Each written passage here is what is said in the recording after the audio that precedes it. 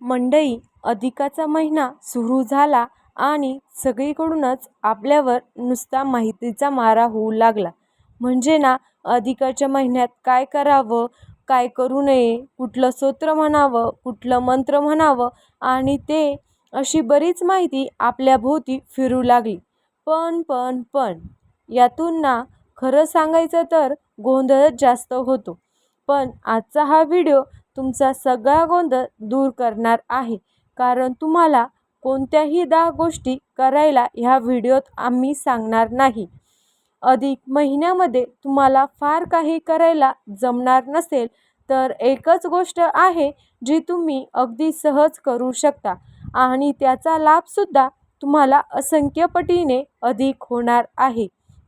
आपल्या धक्काधक्कीच्या जीवनामुळे साहजिकच आपल्याला फार मोठ्या उपासना, व्रत, वैकल्य करायला जमत नाही.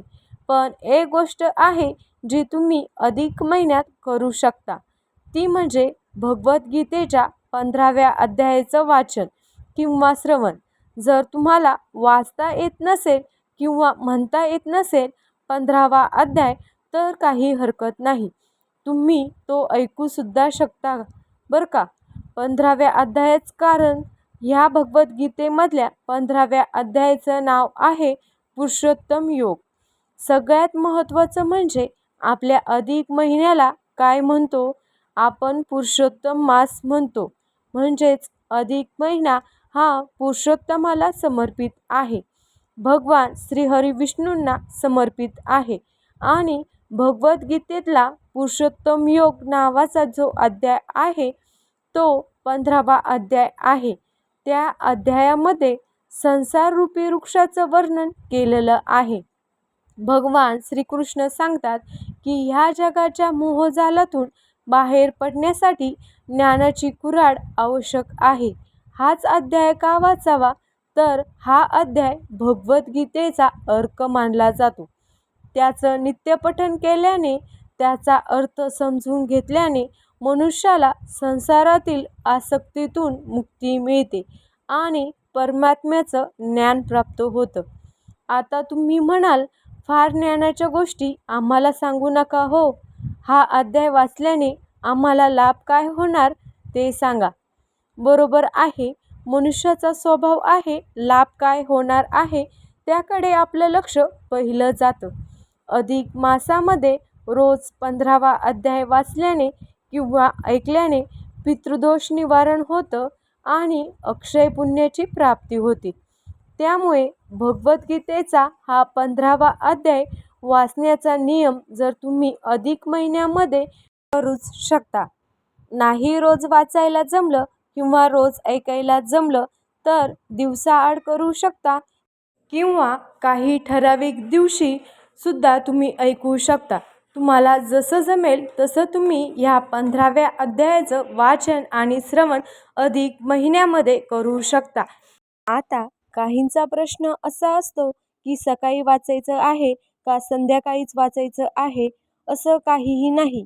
दिवसभरात तुम्हाला जसा वेळ मिळेल तसं हातपाय धुवून स्वच्छ व्हायचं, अंगावर स्वच्छ कपडे परिधान करायचे, अर्थात स्वच्छ कपडे घालायचे आणि देवापुढे बसून शांत चित्ताने मनोभावे ह्या 15व्या अध्यायाचं वाचन किंवा श्रवण करायचं आहे.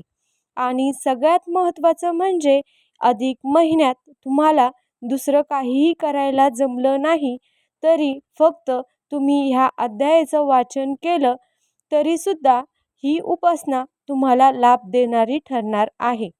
मित्रांनो, हे तर झालं की अधिक महिन्यामध्ये कुठली एक उपासना तुम्हाला लाभ करून देईल ह्याविषयी. आता तुम्हाला हा प्रश्न पडला असेल की अधिक मासाला धोंड्याचा महिना का म्हणतात. तर मराठवाडा आणि विदर्भासह महाराष्ट्रामध्ये अनेक ठिकाणी ह्या अधिक मासाला धोंड्याचा महिना म्हटलं जातं. नियमित सुरू असणाऱ्या कालगणनेत अडमुठ्यासारखा मध्येच आलेला दगडासारखा अर्थात धोंड्यासारखा, मध्येच आपण म्हणतो ना काय उभा राहिलाय मध्येच धोंड्यासारखा, म्हणून ह्या महिन्याला धोंड्याचा महिना म्हणतात असे एक मत आहे. मात्र धोंडा आणि अधिक मास यांना जोडणारा एक खाद्यपदार्थ आहे, त्याला धोंडा असं म्हटलं जातं. नागपंचमीला पुरण घालून चौकोनी पदार्थ केला जातो, त्याला आपण दिंड म्हणतो. तोच पदार्थ मराठवाड्यात गोल लाडवासारखा किंवा धोंड्यासारखा वळून उकडला जातो, त्याला धोंड्याचा नैवेद्य असे म्हणतात. जेवताना जावयाला आग्रहाचे हे धोंडे खाऊ घातले जातात आणि त्याच्या रूपाने नारायणाने धोंड्याचा नैवेद्य स्वीकार केला असं मानलं जातं. आशा आहे की तुम्हाला धोंड्याचा महिना का म्हणतात ह्या प्रश्नाचं उत्तर मिळालं असेल. तर मंडळी, तुम्हाला अधिक मासाबद्दल काही वेगवेगळ्या शंका असतील किंवा तुमचे काही प्रश्न असतील ते कमेंट बॉक्समध्ये नक्की विचारा. त्याची योग्य माहिती देण्याचा मी नक्कीच प्रयत्न करेन. आणि अशाच माहितीपूर्ण व्हिडिओसाठी आपल्या चॅनलला सबस्क्राईब करून घ्या. व्हिडिओ आवडल्यास लाईक आणि शेअर करा. धन्यवाद.